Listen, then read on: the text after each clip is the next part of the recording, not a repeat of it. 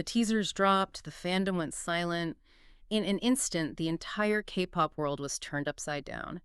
We thought we knew the story behind the biggest hiatus in Hallyu wave history, but the truth was hiding in the shadows and on tape. Today, we are exposing the leaked tapes, how they plan to destroy NewJeans. Welcome to StarScope K-Report. Join Eric and Minji as they ride the Hallyu wave, uncovering the biggest K-pop comebacks, shocking industry controversies, and major K-drama updates. From internet-breaking rumors to historic chart milestones, we dive deep into the world of Korean entertainment. Yes, we do. And we are setting out on a massive mission for you today in this deep dive. Like, we are literally unpacking a towering stack of legal documents, kakakot logs, and court testimonies, all surrounding the staggering 33.1 billion won lawsuit. Which is roughly $24 million US. Right. $24 million filed by the agency ADOR against their former CEO Min Hee-jin, former member Danielle, and Danielle's mother.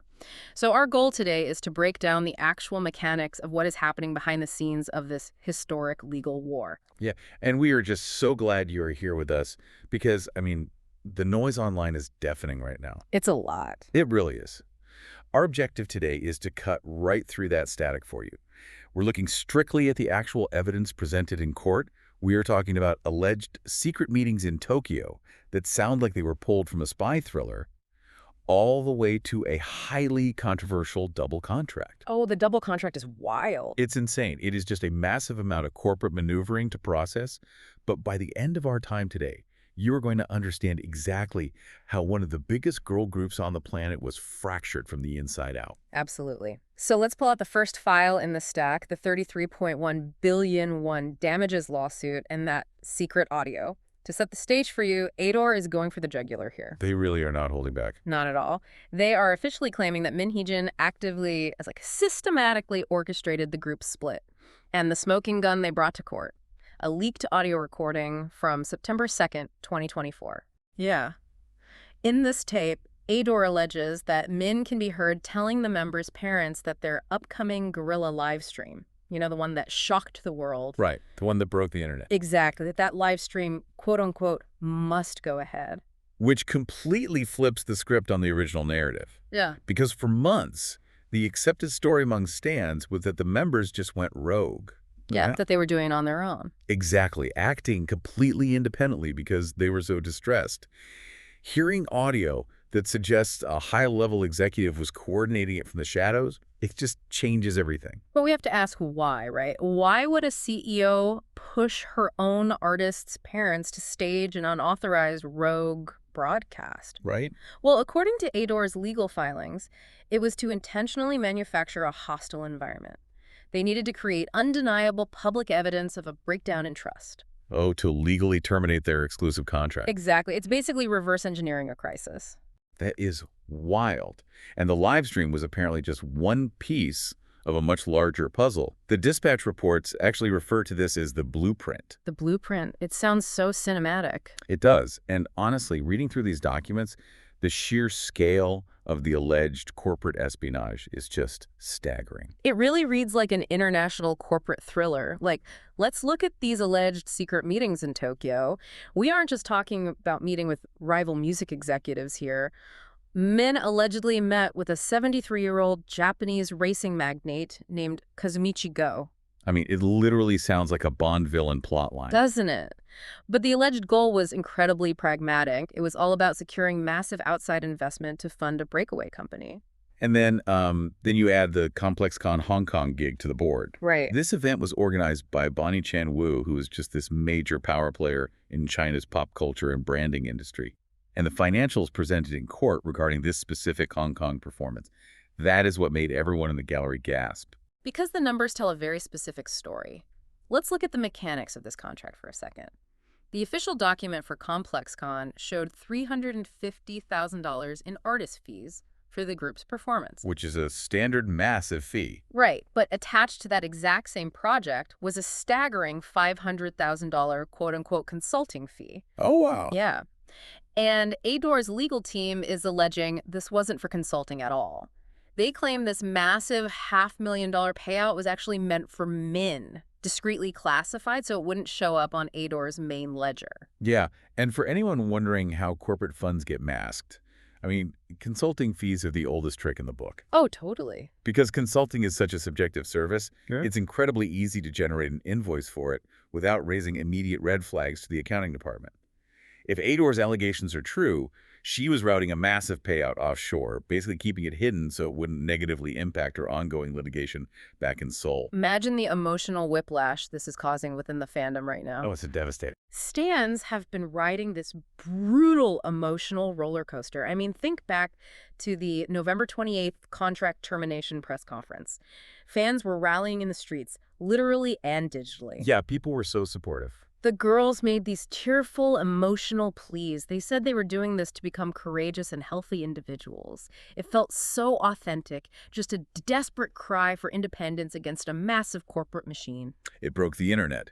But now, Knetz are combing through newly released chat logs, suggesting that this entire press conference, the tears, the pleas, the specific wording... Was allegedly ghost-written by a man. Yes. Netizens are in a state of profound betrayal. They are looking back at the moments they supported with all their hearts and wondering if they were just watching a highly calculated script unfold. I look at Min Hee-jin's alleged strategy here, and I really can't help but see a Trojan horse. Oh, that's a good way to put it. Think about how a Trojan horse works, right? You use something beautiful, something beloved, to breach the enemy's gates. In this case, she allegedly used the idols themselves. Wow. She took their massive global Hallyu wave influence, their undeniable talent, and the deep emotional connection they share with their fans, and used it as a vessel to essentially sneak out the company's assets under the guise of artist mistreatment. It is a devastatingly effective strategy. You just completely weaponize the fandom's love. But to look at the full legal board objectively here, we do have to mention that Min Hee-jin recently won a massive 26 billion won put option lawsuit against HYBE. Right. For those who aren't corporate finance nerds, a put option basically meant she had a contractual right to force HYBE to buy her shares at a preset, incredibly lucrative price. Literally a 26 billion won payday. Precisely. And in that specific civil trial, the court acknowledged she sought ways to weaken HYBE's control, but they didn't accept the actual tampering allegations at that time. So she won that round. She won the battle, but ADOR is clearly coming back for the war. This new damages suit is packed with highly specific, localized evidence to prove breach of fiduciary duty and interference. And wait till you hear what netizens uncovered next. Oh, it gets worse. It involves a single phrase that sparked a government hearing and tore two massive fandoms apart. But before we dive into the psychology of this scandal, if you love staying updated on your favorites, make sure you're subscribed to StarScope K-Report, because we've got even bigger scoops ahead.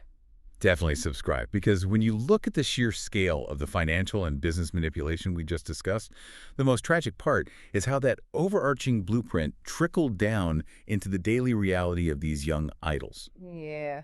It is one thing to talk about offshore consulting fees, but it is an entirely different beast to see how this alleged corporate manipulation actively shapes the psychology and even the memories of the members themselves. Let's explore what that actually looks like on the ground for a 19-year-old idol. We need to dive into the dispatch reports detailing Hanni's evolving memory. Right, the Ime incident. Exactly. To understand this, we have to trace the timeline of the infamous Elite manager incident, using the Kakao logs submitted to the court. Let's rewind to June 2nd. Hanni messages Min about an awkward backstage encounter with a manager from the rookie group, Elite. And in those initial texts, Hanni's memory of the event is incredibly vague. She explicitly says she isn't sure what the manager said. She just assumes it was something about pretending not to notice her. Right, which happens. Yeah, and she handles it with incredible maturity for her age. She texts Min, "I really don't care about them at all, so please don't worry about it."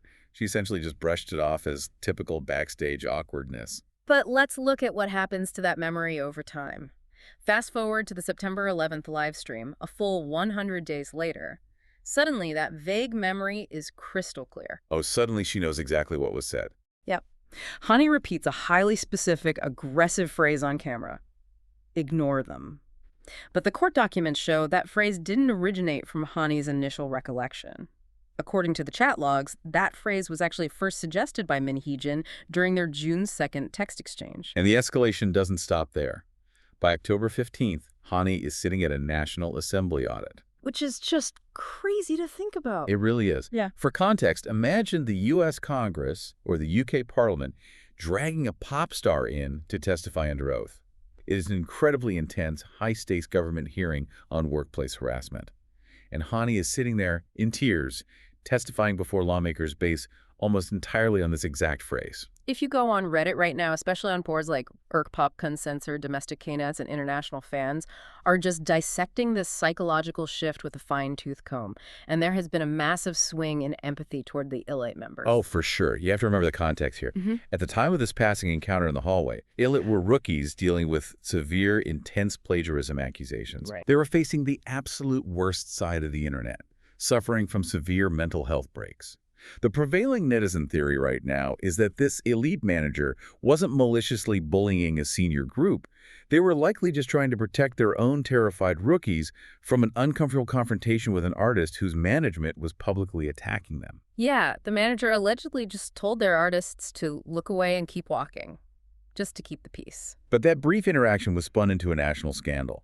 And now, the heartbreaking accusations circulating online suggest that Min Hee-jin essentially gaslit Hanni, taking a vague, non-malicious interaction and just weaponizing it. I want to push back on the word gaslighting just a bit because it implies a very specific malicious intent to make someone feel crazy. Let's look at this through the lens of cognitive psychology, specifically the misinformation effect. Okay. Human memory isn't a video recording. Psychologists often compare it to a Wikipedia page. You can edit it, but unfortunately other people can edit it too. Oh, that is a fascinating way to frame it. Right. Think about the ultra-high-stress environment of a K-pop agency. If you are a young idol and you are constantly being told by a CEO, someone you view as a literal mother figure, that you're being bullied, ostracized, and targeted by the parent company, your brain is eventually going to rewrite your own memories to fit that overarching narrative of victimization. It is a documented phenomenon, right? Synchronized logical fallacy. Exactly. In an echo chamber, under immense stress, your brain seeks validation from its primary authority figure. You start on June 2nd with, "I'm not sure what she said," and after months of constant reinforcement from a trusted mentor, your brain fills in the gaps.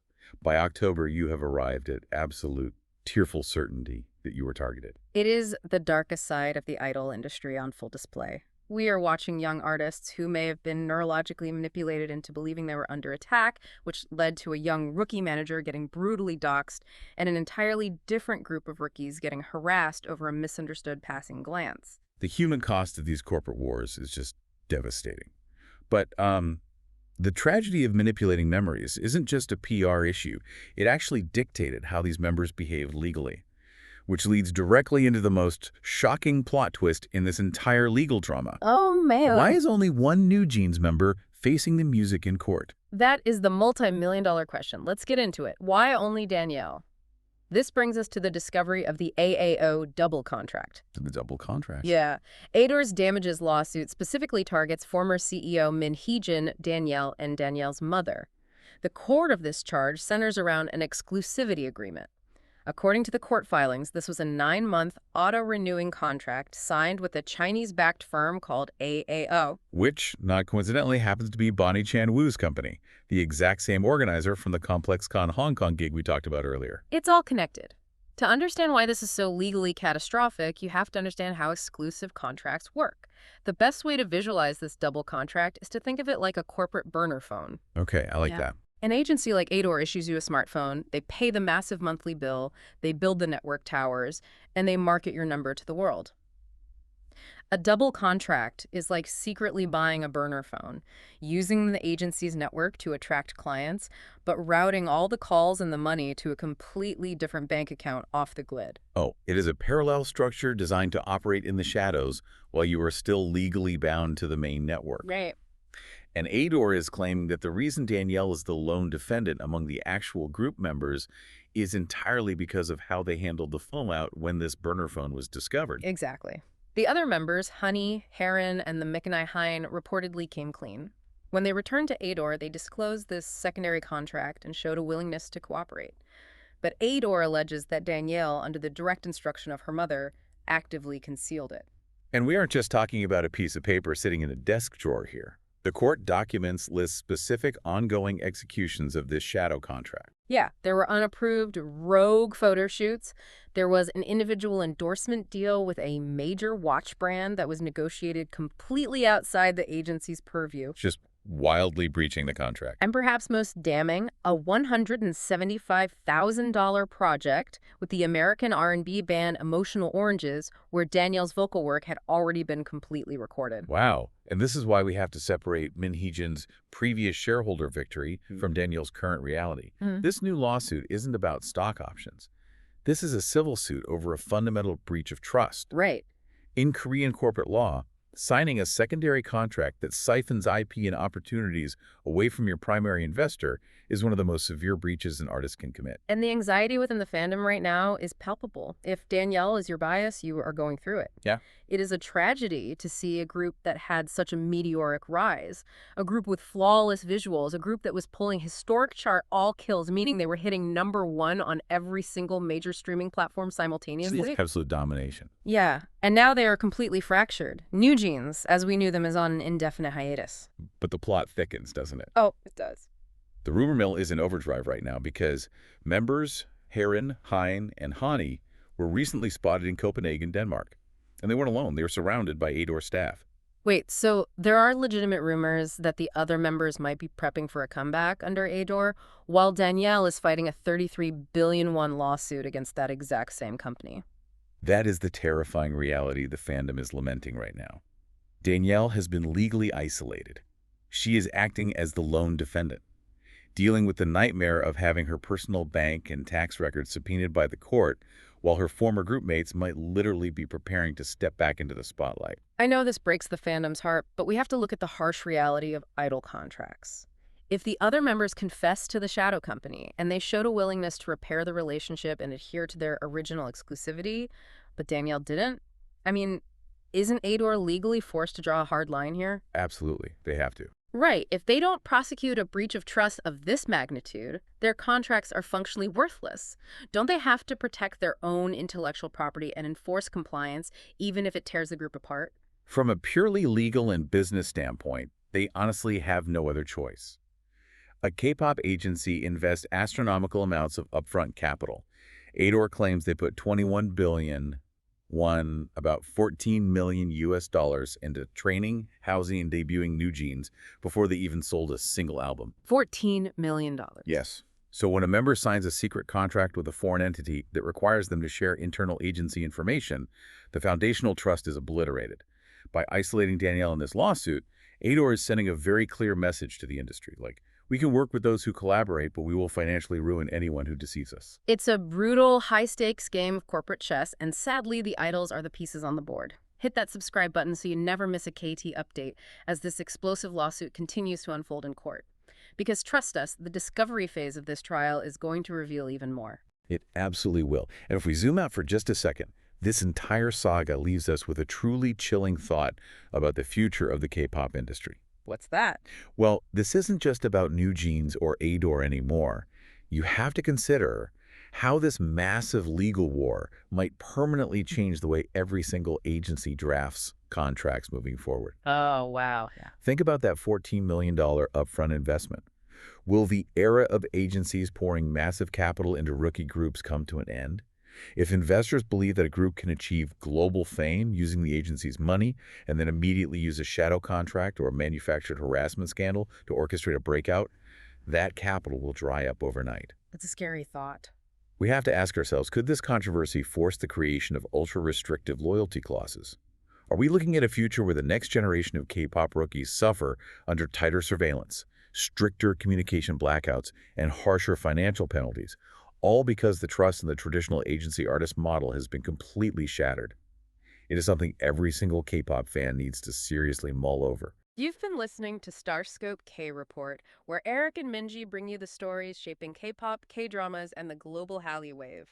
Thanks for tuning in, and don't forget to subscribe for more stories that keep the stars shining.